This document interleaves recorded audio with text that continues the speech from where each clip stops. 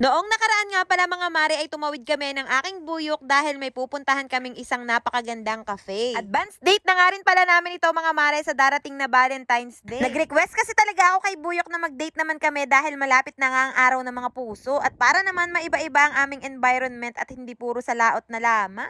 Char. So ayun na nga mga mare, 8 AM pa nga lang ay nakarating na nga kami dito sa Annie's Garden Cafe. Maaga talaga kaming pumunta dito mga mare dahil nabalitaan nga namin na open na nga sila for breakfast ng Saturday at Sunday mula 7 AM until 10 AM. And weekdays naman mula 2 PM hanggang 9 PM. Actually, pangalawang beses na nga namin ito dito sa Annie's at bumalik talaga kami dahil super nag-enjoy nga kami nung nakaraan. Napakaganda kasi talaga ng ambience dito mga mare at kung mahilig ka naman sa art ay tiyak ay magugustuhan mo talaga dito. Napansin nga rin namin na puro sunflower nga ang mga design dahil ang may-ari pala nito na si Ma'am Annie ay fan na fan ng sunflower. Sinilip ko nga rin yung CR nila mga mare at talaga namang mapapahanga ka dahil bang ganda rin sa loob. Isa rin kasi yung CR sa mga tinitingnan ko talaga kapag nga may pinupuntahan akong isang lugar. Napansin ko nga rin itong malaking bato at naisip pa talaga nila itong gawing upuan. O di ba napaka-creative ani? At habang inaantay nga namin ang aming mga pagkain na mai-serve ay etot nagpicture-picture nga muna kami ni Buyok. Paminsan-minsan talaga ay dapat nagde-date din nga ang mag-asawa para naman hindi mawala ang love. Pero alam nyo ba mga mare na noon nga ay hindi talaga kami nagde-date ni Buyok. At kung hindi pa nga kami naging vlogger ay hindi pa talaga kami makakapag-date. Diyos ko da.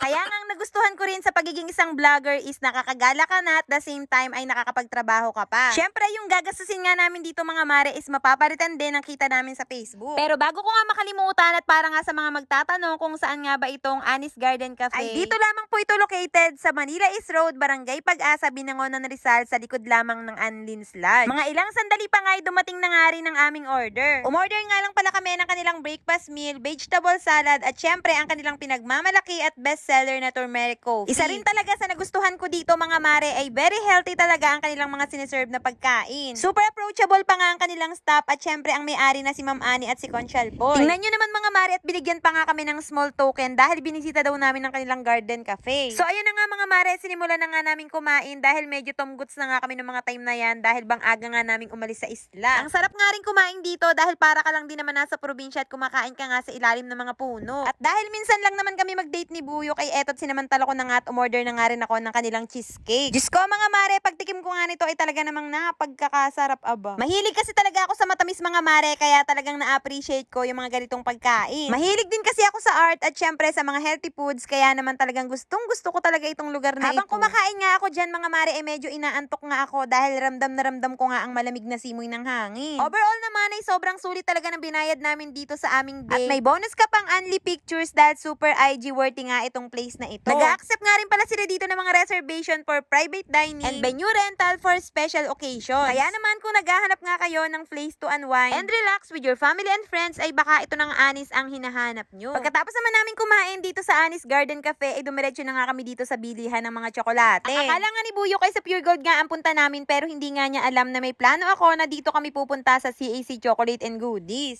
Gusto ko talagang makatanggap nitong Ferrero Rocher kasi sabi nga ni Buyok ay tama na nga daw ako sa money.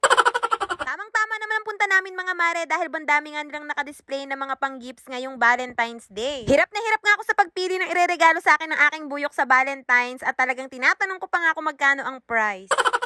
Sa wakas nga mga mare ay nakapili na nga ako at ito nga ang ireregalo sa akin ni Buyok. O diba napakaganda tapos ibang ganda rin nga ng price niyan.